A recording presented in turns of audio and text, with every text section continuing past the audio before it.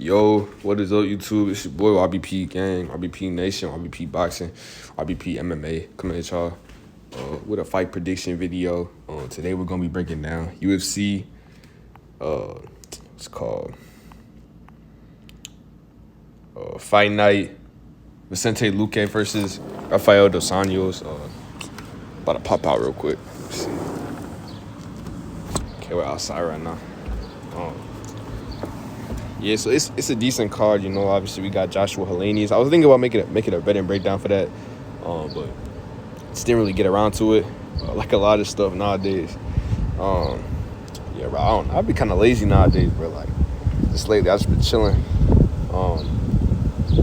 taking it easy. Besides the job, you know, but just relaxing, all that type of stuff. But hopefully. We gon' because the channel's starting to, you know, get that active. You know, we're starting to improve. You know, more subscribers, more views around the channel. The shorts, the videos are doing well. So, you know, just gonna keep up the grind. Maybe start making some different type of videos, similar videos, but like, just videos besides like predictions. If you know what I mean. So, like I said, breaking on the car. Just go through this pretty quick. Juliana Miller, Santos. Don't really know too much about Luana Santos, but I know Juliana Miller's like she sucks. Luana Santos has a pretty good record. She's like 5-1, making her debut right here. Juliana Miller just looks so bad in the Veronica Hardy fight. It makes me wonder like how she beat Brogan Walker. She has good grappling, but even in those exchanges, like Veronica was on her. I feel like she's just an easy fighter to figure out. And she'll keep going. She'll keep fighting. Like, she got the resilience, but just not seasoned. She's not ready for UFC competition. Yeah, she just needs way more time, way more development before she gets to the UFC. So I think Luana Santos is ready, and she'll expose Juliana Miller in a couple minutes, actually. So give me her by decision. Next fight, we got Jose Johnson versus blackshear. Don't know too much about Jose Johnson, but I know he's a decent fighter. But blackshear, like, he looks so good in his last performance, I believe against I forgot who was against, but he was an underdog in that fight. I don't know if it was Brady Highstand, maybe. Let me click and see. Let's see here. He was supposed to fight Brady Highstand. It was Luan Lacerda. And he fought Farid Basharat. So he's fought really good competition to this point. Looked good in those fights. Jose Johnson. I'm trying to see. Who he even? Oh, he had one. Okay, he was on Contender Series and he had a decision. So, yeah, I'm going to go with blackshear by knockout in the third round. I just think he's a really good prospect for the bantamweight division. A lot of future, a lot of promise. He's athletic. He's springy, explosive. Does a lot of stuff well. So give me blackshear by knockout in round 3. Another fight, Jacqueline Amorim versus Montserrat Ruiz. Yeah, Amorim, I don't really know, man. It's a lot of women's fights. It's hard to predict, but just off my gut pick, I picked Amorim in her last fight versus Sam Hughes. Thought she would get the first round submission. She ended up, she was relentless with it. Like, she kept going for it. She kept trying for it. But Hughes, she used her, you know, her veteran prowess, stay in the fight, was able to survive the first round submission attempt, and then second and third round, she was able to come on strong and win the fight. So, but I don't see Montserrat Ruiz defending the submission attempts from Jacqueline Amorim. She might survive a round, but eventually Jacqueline Amorim will get to her. I think she'll get the second round submission. So give me that right there. Another fight, Martin Buday versus Josh Parisian. I don't know, man. They're both big heavyweights. They're both, you know, big sloppy heavyweights from what I'm looking at. I'll just go with the guy who's on the 11-fight win streak. Looked a lot better. Josh Parisian, I mean, both these guys, I mean, they're beating, even Buday is beating like low-tier heavyweights. You know, they're kind of in the lower echelon of the heavyweight division, so this really doesn't have much stakes in it. Wouldn't be surprised if Parisian won. Wouldn't be surprised if Buday won. Would be a big, not big, but somewhat of an upset. Parisian got it done, but wouldn't be too surprised. You know, it's lower echelon heavyweight. Anything can happen. The bet, honestly, is the over 2.5, over 1.5. This fight most likely going to go to a decision. But if I had to put my money on who I think is going to win, I think it's going to be Martin Buday. Yeah, that's all I got right there. Next fight, Isaac Dulgarian versus Francis Marshall. Initially, my pick was Francis Marshall, but I faded him in his last fight. A lot of people didn't think he would. A lot of people thought he was going to run through William Gomis using the takedowns, and it ended up being a way more competitive fight. Gomis trains out of, I think, like Cyril Gane, Fernando Lopez, that factory MMA. MMA factory. He was able to defend the takedowns, be way better on the feet, and edge out split decision. Dulgarian, all I really know is that he's faced like decent competition, and he's a really good wrestler himself. So I'm really just betting on the fact that like Dulgarian just stops at takedowns and then maybe even takes Francis Marshall down and makes it like really competitive. I think the odds are a little too wide. I think they're favoring Francis Marshall a little too much. Dulgarian's 5-0. He has the charisma. He's gonna have the confidence going into this matchup. He's never lost. He's gonna face a guy who, like, they both have like similar tools in their arsenal. So I think it's a way closer fight, and I think Dulgarian's gonna come out here, make a statement, and beat Francis Marshall over 3 rounds. Next fight, we have Mike Breeden versus Terrence McKinney.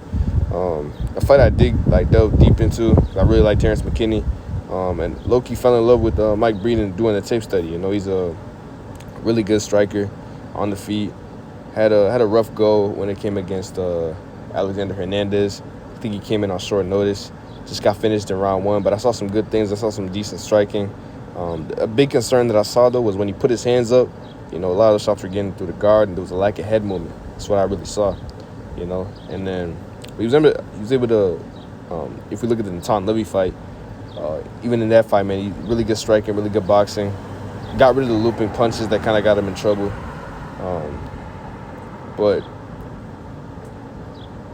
And then the takedown defense, that's another thing that I saw in that fight, the Natan Levy fight. Defended a lot of takedowns. Was able to keep the fight on the feet until like later on. You know, so the kid doesn't quit. You know, he keeps going. He's going to have better cardio in this matchup. But he's a little chinny, you know, and he doesn't hit that hard. You know, it's not a really good combination unless you like a big volume puncher, which is him in a way. I mean, he's coming forward. He's landing punches. He's, you know, keeping the activity. But I really don't like the fact that, like, if Mike Breeden does come forward and put the pressure on Terrence McKinney, which is something that McKinney struggles with, you see in the fights like you look at McKinney versus Nazim Sadikov. Nazim Sadikov was coming forward, but Nazim Sadikov can hit hard. Gabriel Bonfim, Ishmael Bonfim was coming forward, good counter puncher, but he was putting on pressure and he hits hard. Mike Breeden does not hit hard, so I think there might be a little bit of disrespect. Even though Mike Breeden might be coming forward, he could definitely get caught with some punches and get knocked down like he did against Natan Levy on the front foot when he was coming forward. So I'm a little concerned about that, man, the lack of head movement. He has some good stuff in that arsenal. I think his best chance to win really is to try to stop the takedowns, like try as hard as he can to just survive that first round. I think he's going to have better cardio just by a little bit. That's his best chance to win, but otherwise I could really just see McKinney.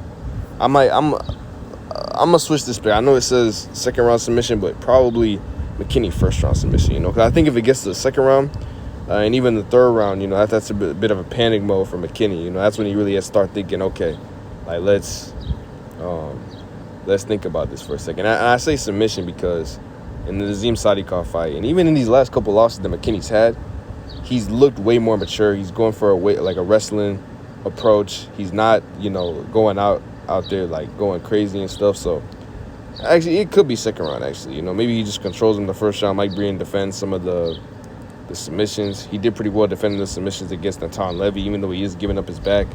I think he could get punished for that against McKinney, but maybe he survived the first round onslaught, and then we just get back to the same thing. McKinney gets the submission. So Breeden is definitely live. He's got a chance here, but if I'm breaking down how you can win and your path to victory is surviving, that's not a good way to start. So I got to go with McKinney, second round submission.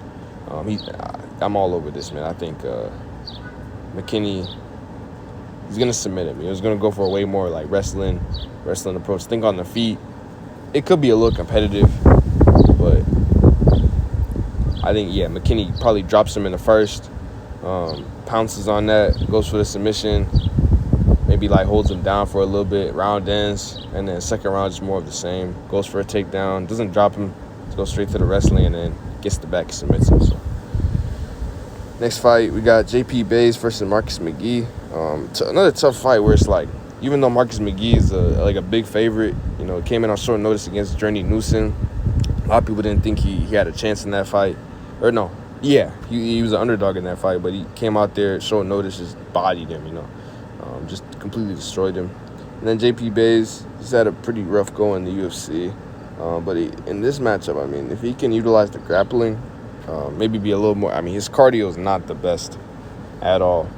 So he's got to come out first round and do something spectacular. Get a takedown, go for the back, you know, do something like that. But in all likelihood, the odds should definitely be closer. I think Marcus McGhee is the biggest favorite on the card. Probably shouldn't be that way. I think he definitely has a chance, JP Bays, to do something spectacular, do something special. But in all likelihood, I think McGhee stops the fight in the first round, you know, just picks him apart. But it all starts with defending the takedowns, you know. It really depends at what point does JP Bays press the issue. He might wait a little bit too long and then get sparked out, but I think in the end, we look at everything in totality, it's McGhee by first round knockout. So another fight, Joshua Fremd versus Jamie Pickett.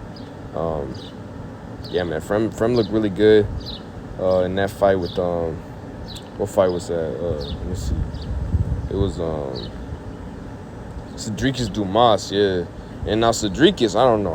Honestly, he's not that good, bro. Like, even though he had the win against Cody Brundage, like, that guy's not that good. So it's hard to actually rate that, but neither is Jamie Pickett, really. He's a veteran.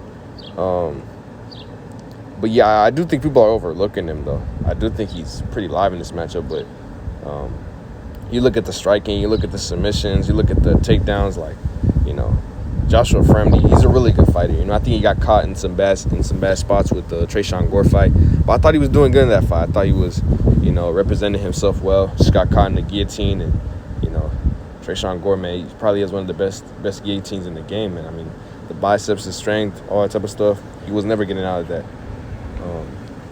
I think this Pickett fight, man, he could take him down when he wants to. He's gonna have the better submissions. And then on the feet, I favor him there too. So Jamie Pickett's definitely live. He shouldn't be as big as the underdog as he is. If you're looking for a prop, maybe like this goes to a decision probably. Oh, shoot. I don't know. I'm saying that, but I have him by round 2 knockout. Yeah, no, I think it goes a little longer, though. Maybe like over 1.5 is fair. But I think it might go to a decision. But, yeah, for now, though, I got Fremd by knockout. I think I was feeling pretty strong about this pick when I initially made it. But yeah, Fremd to get the W. Next one, nchukwi versus AJ Dobson. Yeah, I just got nchukwi finding that shot. AJ Dobson, like, man, I mean, I picked him versus Arma Petrosian, and I was disappointed, man. Like, you know, I was screaming at the TV, all this type of stuff. You know, I kind of felt bad, though, because AJ Dobson, he showed, like, a picture of his leg after the fact, man, and it was bad, man. He has a bad injury. It's a reminder, like, can't get too mad at these fighters, man. Like, they're trying their best out there, and they're real people, you know. So I definitely taught me something, but yeah, I learned hey, I'm not picking him this time, bro. Nah. We gotta go with nchukwi. Dobson, he could. I think I could see a scenario where he cruises to a decision, you know. But nchukwi's too dangerous. I think over 3 rounds, he's got to find the shot, bro. The Don, the boy, nchukwi, he's gonna knock him out in the first round. So give me that pick right there. Yasmin Lucindo versus Pauliana Viana. Gotta go with Lucindo. She's gonna have the better wrestling. Pauliana Viana has the jiu-jitsu, you know, off the ground, all that type of stuff. But, you know, on the feet, she's better. I would be careful on the ground. Like, maybe Lucindo, if she's feeling a little uncomfortable on the feet, maybe she goes to take her down. But, you know, that's where that plays into Viana's, like, her strong suit. So, you know, I could maybe see Viana submission round 2, maybe something like that. Submission at any time, but, you know, I think Lucindo just keeps it safe, keeps on the feet. Maybe some clinch work, takedown, safe takedowns though. Like don't get too like, you know, maybe staying like a side guard. I don't even know, but you know, overall be safe. You know, be wary of Polyana, to be honest. Skill, a respectable performance from Lucindo. So yeah, give me her by decision. And then next fight, Khalil Rountree versus Chris Daukaus. Chris Daukaus, you know, kind of sucks, man. Like coming from, I mean, I always said a heavyweight, man. He's not a heavyweight, you know. He's a middleweight. Honestly, I don't even think light heavyweight is his weight class. You know what I mean?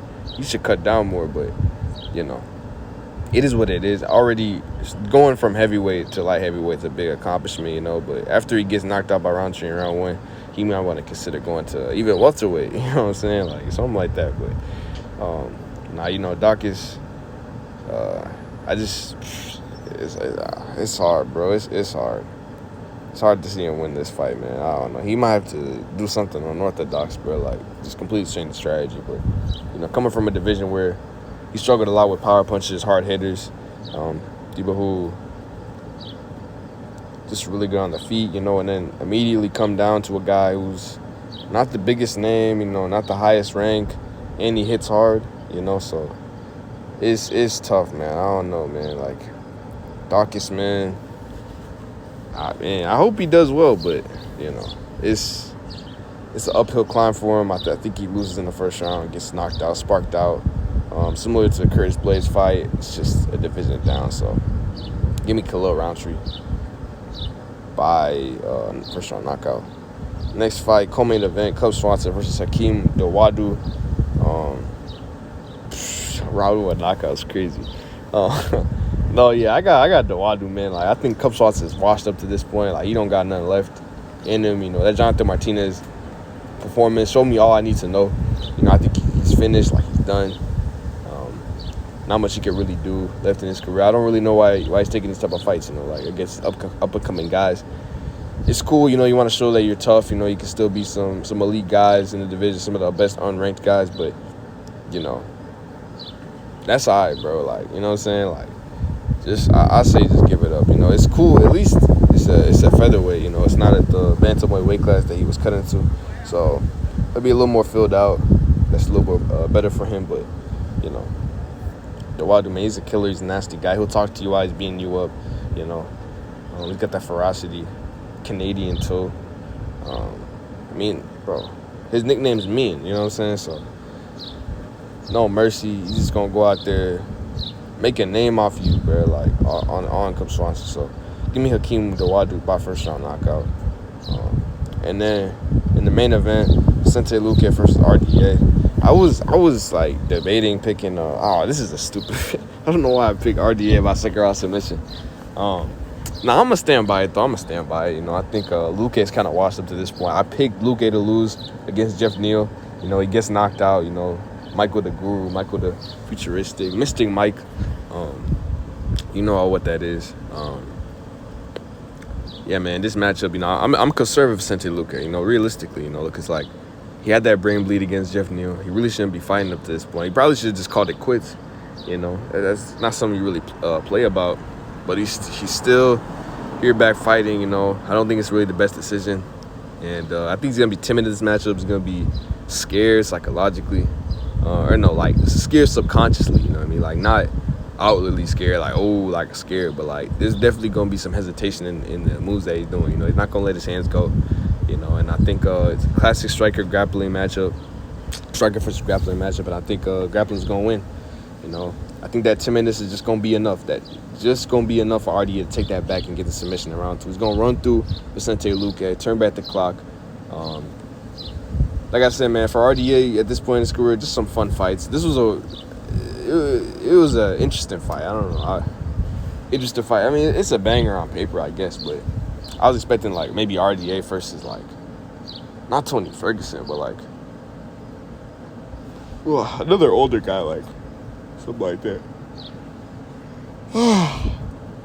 Yeah, man.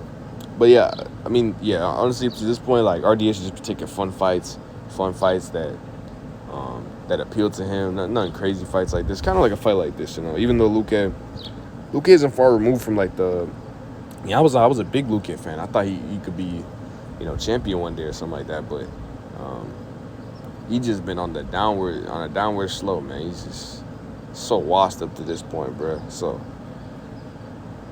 yeah, he's cooked, bro. I think RD is gonna submit him around too.